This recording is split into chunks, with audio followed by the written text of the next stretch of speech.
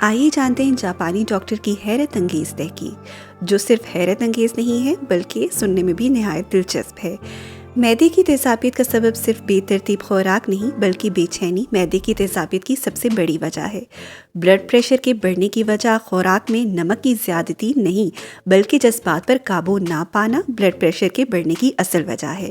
انسان کے جسم میں خون کی چکنائی زیادہ ہونے کی وجہ چکنائی والی غذا نہیں بلکہ سستی ہے۔ چھاتی کی تمام بیماریوں کا سبب آکسیجن کی کمی نہیں بلکہ غم اور افسردگی ہے، جو انسان کو چھاتی کی مختلف بیماریوں میں مبتلا کرتی ہے۔ شوگر کی بیماری کا سبب جس میں گلوکوز کی زیادتی نہیں بلکہ غرور اور اپنی بات پر سختی سے قائم رہنا اس بیماری کو دعوت دیتا ہے۔ جگر، لیور کی بیماریوں کا سبب صرف بے وقت نیند اور ذہنی دباؤ نہیں بلکہ مایوسی اور دل ٹوٹنے کے اثرات بھی جگر کی بیماریوں کا حصہ ہیں۔ دل کی بیماریوں کی وجہ خون کی کمی نہیں بلکہ سکون اور اطمینان کا فقدان ہے، جو دل کی بیماریوں کا اصل سبب ہے۔ مختصراً ان بیماریوں کے اسباب 10% میں تقسیم کیے جا سکتے ہیں۔